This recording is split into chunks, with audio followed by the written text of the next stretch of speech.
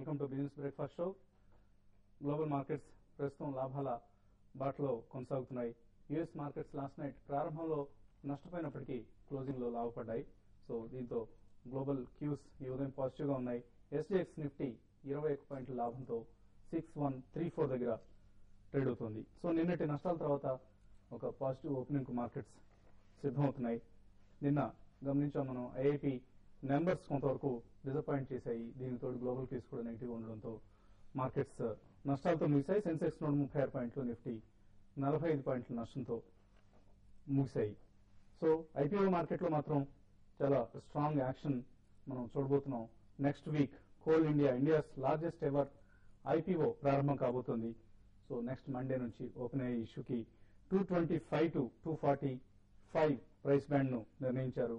15,000 కోట్లకు పైగా సొమ్ము సమీకరించాలని ప్రభుత్వం ఈ కోల్ ఇండియా ఇష్యూ నుంచి లక్ష్యంగా పెట్టుకుంది. సో లార్జెస్ట్ ఎవర్ ఐపీఓ, ఎందుకంటే గతంలో మనం ఆర్ పవర్ ఇష్యూ టైంలో గమనించాం. ఆర్ పవర్ ఇప్పటి వరకు వచ్చిన ఇష్యూస్ లో అతిపెద్ద ఇష్యూగా చెప్పుకునేవాడు. 11,500 crores ఈ ఇష్యూ ద్వారా రైజ్ చేశారు. అంతకుముందు ఓఎన్జీసీ, ఎన్ఎండిసి, డిఎల్ఎఫ్ ఇటువంటి ఇష్యూస్ లో మనం 10,000 crores వరకు కూడా రైజ్ చేయడం గమనించాం. ఈసారి ఏకంగా ప్రభుత్వమే 15,000 crores లక్ష్యంగా కోల్ ఇండియా ఇష్యూని మార్కెట్లోకి తీసుకొస్తుంది. సో ప్రైస్ బ్యాండ్ మాత్రం చాలా ఎటువంటి కంప్లైంట్స్ లేవు, అట్రాక్టివ్ గా ఉంది. 225 to 245 రూపీస్. ప్రపంచంలో ఇతర large mining companies, China, Hong Kong, USA వంటి దేశాల్లో ఉన్న లిస్టెడ్ కంపెనీస్ తో కంపేర్ చేస్తే ప్రైసింగ్ చాలా అట్రాక్టివ్ గా ఉందని చెప్పుకోవచ్చు. ఆల్రెడీ రెలిగేర్, ఆల్కెమీ లాంటి బ్రోకింగ్ సంస్థలు 300 రూపీస్ వరకు కూడా ప్రైస్ బ్యాండ్ అట్రాక్టివ్ గా ఉంటుంది అని రికమెండ్ చేసిన సందర్భంలో దీనికి 225 to 240 ప్రైస్ బ్యాండ్ అట్రాక్టివ్ గా ఉందని చెప్పుకోవచ్చు. సో ఈ ఇష్యూకి చాలా హ్యూజ్ రెస్పాన్స్, మంచి రెస్పాన్స్ వచ్చే అవకాశం ఉంది. అయితే ఇదే సమయంలో సెకండరీ మార్కెట్ నుంచి కొంత లిక్విడిటీని సక్ చేసే అవకాశం కూడా ఉంది. సో ఇవన్నీ మార్కెట్ మీద ప్రభావం చూపించే అంశాలు. సో గతంలో ప్రభుత్వం కూడా కొన్ని పాఠాలు నేర్చుకుంటున్నట్లుగా కనిపిస్తోంది. ఎన్ఎండిసి, ఇంజనీర్స్ ఇండియా లాంటి ఐపీఓస్ లో ప్రైసింగ్ స్టీప్ గా నిర్ణయించడం, తర్వాత మార్కెట్ లో లిస్టింగ్ తర్వాత ఆయా షేర్ల ధరల్లో కదలిక లేకుండా మందకొడిగా ఉండడం, ఇటువంటి అంశాలను బహుశా దృష్టిలో ఉంచుకొని ఈసారి కొంత జాగ్రత్త వహించినట్లుగా కనిపిస్తోంది. ఇక మార్కెట్స్ సంబంధించిన ఇతర అంశాలపై మనతో మాట్లాడేందుకు అనలిస్ట్ కుటుంబరావు గారు అలాగే శేషు గారు సిద్ధంగా ఉన్నారు. సో కుటుంబరావు, ఓవరాల్ గా ఎర్నింగ్స్ సీజన్ బిగిన్ అవుతోంది. రేపు ఫ్రైడే నుంచి ఇన్ఫోసిస్ రిజల్ట్స్ వస్తాయి. అలాగే తర్వాత ఐపీఓ మార్కెట్ కొంత సెకండరీ మార్కెట్ మీద ప్రభావం చూపే అవకాశాలు కనిపిస్తున్నాయి. ఇవన్నీ ఓవరాల్ గా మార్కెట్ గమనాన్ని ఎటువైపు నెడుతున్నాయంటారు? ఒకటండి, ఇన్ని ఇష్యూస్ ముందున్నప్పుడు కూడా మార్కెట్స్ కరెంట్ లెవెల్లో సస్టైన్ అవుతున్నాయి అంటేనే చాలా రెసిలియన్స్ ఉందని చెప్పేసి మనం అనుకోవాలన్నమాట. ఎందుకంటే యూజువల్లీ కాస్త ఫియర్ సైకాసిస్ డెవలప్ అవుతుంది. స్పెషల్లీ నేను ఐఐపీ నెంబర్స్ చూసాను. ఎప్పుడైతే కాస్త వీకిష్ గా రావటమే, ఇంట్రాడే మార్కెట్ ప్యానిక్ అయ్యి 225 పాయింట్స్ వరకు సెన్సెక్స్ పట్టడం అనమాట. బట్ స్టిల్ అక్కడి నుంచి రికవర్ అయ్యి డీసెంట్ గెయిన్స్ మార్జినల్ లాసెస్ తోటి క్లోజ్ అవటం కూడా మనం చూసాం. అయితే ఒక్కటి మనం చూడాలని, ఇన్ఫోసిస్ లో పెద్ద డిసప్పాయింట్మెంట్ రాదని చెప్పేసి నేను అనుకుంటున్నా. కాబట్టి మోర్ దాన్ ఇన్ఫోసిస్ రిజల్ట్స్ కంటే కూడా మార్కెట్ ఇంపాక్ట్ కోల్ ఇండియా చేయొచ్చు. యూజువల్లీ మన కంట్రీలో లార్జ్ ఇష్యూస్ అంటే రికార్డ్ లెవెల్ సైజ్ ఇష్యూస్ వచ్చినప్పుడల్లా ఇమీడియట్ నెక్స్ట్ 1 month మార్కెట్స్ చాలా వీక్ అవటం కూడా చూసాం. ఒరిజినల్ గా రిలయన్స్ పెట్రోకెమికల్స్ అవనండి, తర్వాత రిలయన్స్ పవర్ అవనండి, ఇప్పుడు కోల్ ఇండియా ఇష్యూ వస్తుంది. ఆల్ టైమ్ హై కలెక్షన్ అనమాట. అయితే ఒక్కటి, ఈసారి ఎఫ్ఐఐ ఇన్ఫ్లోస్ ఇదివరకు ఇష్యూస్ కి ముందును ఈసారి ఇష్యూస్ కి ముందు వచ్చిన ఫ్లోస్ ని గమనిస్తే కనుక ఈసారి రికార్డ్ లెవెల్స్ లో ఉన్నాయి. అండ్ ఆల్రెడీ రూమర్స్ కూడా ఉన్నాయి that FII subscription nearly $3 to $4 billion waiting in the wings only for IPOs అని చెప్పేసాను అనమాట.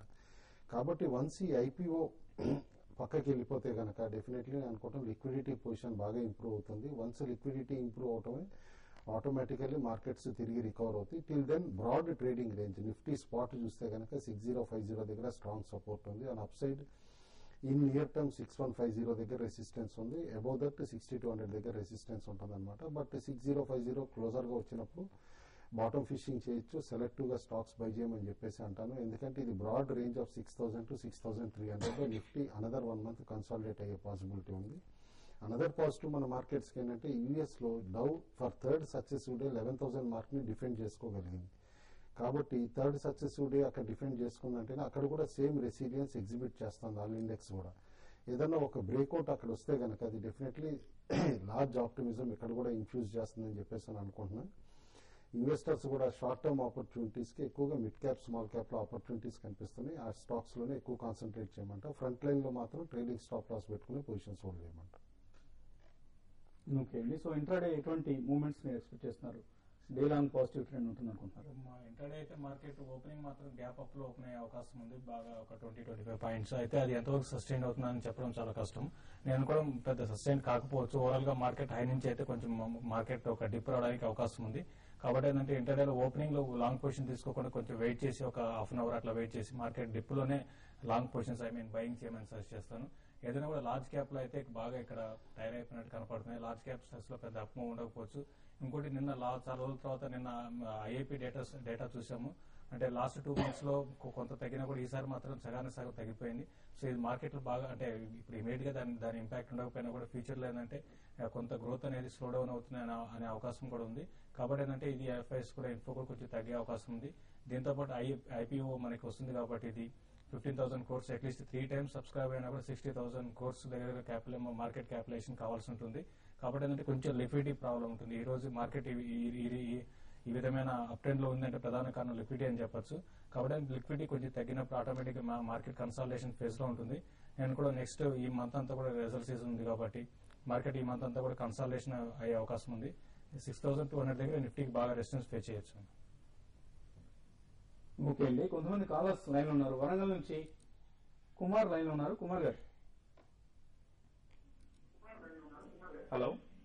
హలో, చెప్పండి కుమార్ గారు. సార్ నేను long term investor sir. Okay, చెప్పండి. Long term investor. నాకు కేఆర్బిఎల్ ఇంకా తమిళనాడు న్యూస్ ప్రింట్ గురించి చెప్పండి సార్. ఓకే అండి. చెప్పండి. ఓకే అండి. ఓకే అండి.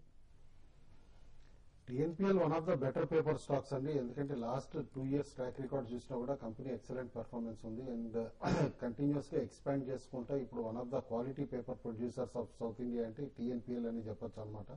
ఇన్ఫాక్ట్ కాపియర్ మార్కెట్ లో మార్కెట్ లీడర్ కూడా అనమాట. స్టాక్ మాత్రం for long term investors excellent bet అనమాట. మీరు పోర్ట్ఫోలియోలో ఉంచుకోవాలి పేపర్ సెక్టార్ స్టాక్ ఒకటి అంటే కనుక డెఫినెట్లీ టీఎన్పిఎల్ హోల్డ్ చేయొచ్చండి. కేఆర్బిఎల్ మనం చూస్తున్నాం. ఎప్పుడైతే పాకిస్తాన్ ఫ్లడ్స్ వచ్చినాయో అప్పటి నుంచి ఆల్ రైస్ బేస్డ్ స్టాక్స్ అన్ని కూడా యాక్టివ్ ఉన్నాయి అనమాట. అట్లానే కేఆర్బిఎల్ కూడా బాగా యాక్టివ్ అయింది. But wait and watch for second quarter results అండి to invest. Till then just avoid అని చెప్పేసి అని చెప్తాను. ఓకే అండి. నెక్స్ట్ కాలర్ సురేష్ ఖమ్మం నుంచి లైన్ ఉన్నారు. సురేష్ గారు, హలో. గుడ్ మార్నింగ్ అండి. Good morning sir. నేను జిఎండిసి 170 rupees లో హోల్డ్ చేస్తున్నాను. అది ఫండమెంటల్స్ ఎలా అంటే హోల్డ్ చేయొచ్చా, ఎగ్జిట్ కావచ్చు? ఇంకోటి బినాని ఇండస్ట్రీస్ ప్రెసెంట్ రైట్ లో బై చేయొచ్చు. బినాని. ఓకే అండి. జిఎండిసి అయితే మీకు చాలా స్ట్రాంగ్ ఉందండి. రీసెంట్ గా ఈ స్టాక్ అయితే ఒక 145 లెవెల్ నుంచి కొంచెం కరెక్ట్ అయినా కూడా ఈ స్టాక్ అయితే చాలా స్ట్రాంగ్ ఉంది. మీరు డెఫినెట్ గా హోల్డ్ చేయండి. ఫండమెంటల్స్ చాలా స్ట్రాంగ్ ఉన్న ఫండమెంటల్స్, తర్వాత వాల్యుయేషన్ అట్రాక్టివ్ ఉంది. ఇంకోటి రీసెంట్ గా లాస్ట్ ఒక 6 months లో చూసి కన్సాలిడేషన్ ఫేజ్ లో ఉందండి. ఇది పెద్ద అప్ మూవ్ కూడా రావడానికి అవకాశం ఉంది. అరౌండ్ 200 rupees దాకా పెరిగే అవకాశం ఉంది. కాబట్టి స్టాక్ అయితే కరెంట్ లెవెల్స్ లో మీరు హోల్డ్ చేయండి. అయితే ఇప్పుడు ఇమీడియట్ గా అయితే పెరగకపోవచ్చు, కానీ ఫ్యూచర్ లో మాత్రం ఒక ఇన్వెస్ట్మెంట్ పరంగా అయితే స్టాక్ అయితే మంచి ఇన్వెస్ట్ చేయొచ్చండి. ఫండమెంటల్ గా స్ట్రాంగ్ గా కనిపిస్తుంటాయి జిఎండిసి లాంటి స్టాక్స్.